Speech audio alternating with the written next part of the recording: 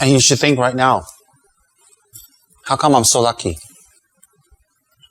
What did I do in my previous life to be in this room now? Why am I so lucky? I'm in front of my teacher. He doesn't want anything from me. He doesn't charge me. In foreign countries in America, a Dharma talk is $300 US. Every Dharma center charges. Isn't that correct, Meto? Yes. And a lot of people cannot afford it, isn't it? They don't go. Some of them, they charge $40 for one question. $40 for one question they charge you. I know, I want to ask, but she can't afford it because she got not a job. That's in Los Angeles, right?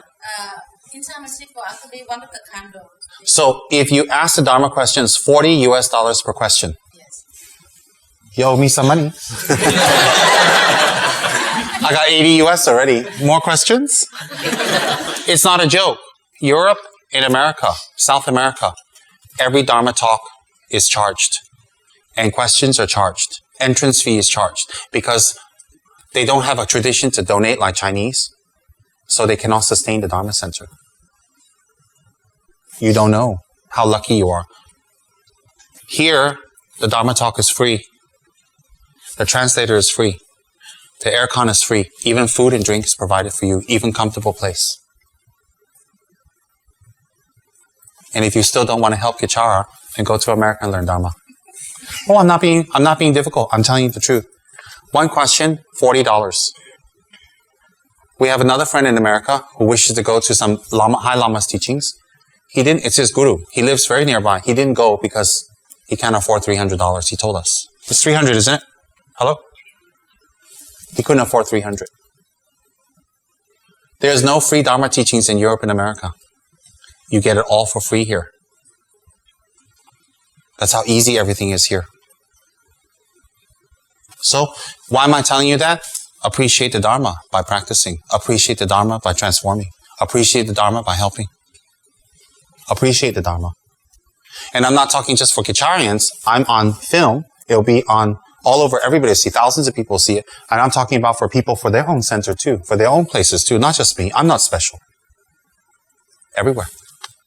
I know that because I'm from the US. Every single Dharma talk is charged. Everything. Every book, every printout, every picture is charged. Everything. Because they have to sustain, it's very high costs. It's very high costs. Like Geshe Tsurung Gyaltsen, when I was living there, he was extremely poor. But he still has to, his students still have to charge for the teachings to maintain the center. He himself got nothing. He was very, very poor. So they didn't charge because he's making money. No. Geshe never made money. I saw, because I lived with Geshe 8 years, I saw. Geshe used to take the bus back and forth. When I first arrived here about 10, 15 years back, I used to walk everywhere. I used to live on, Kampong Kirinchi. I used to live there in a small little apartment supported by Henry, who used to sell flea market for me. And I have to go to Mid-Valley to go shopping and stuff. I used to walk. So 10 years back in Malaysia, 12 years back from Kampong Kirinchi, I walk across the highway, 3 lanes or whatever, I have to walk across, walk to Mid-Valley, sometimes in the rain. I walk many times because I don't have money in Malaysia. No support, no one to help. I had to endure a lot of poverty in America when I first came. Not America, here in Malaysia. I'm not complaining, but that's how it is. A lot. I walked all over KL. Taxis, Malaysian taxis, cannot. Don't want to go. Lunch, Hari Raya, holiday, sleeping, take a nap time, don't want to go. On the way home, don't know how to go. Most of the time, don't know how to go.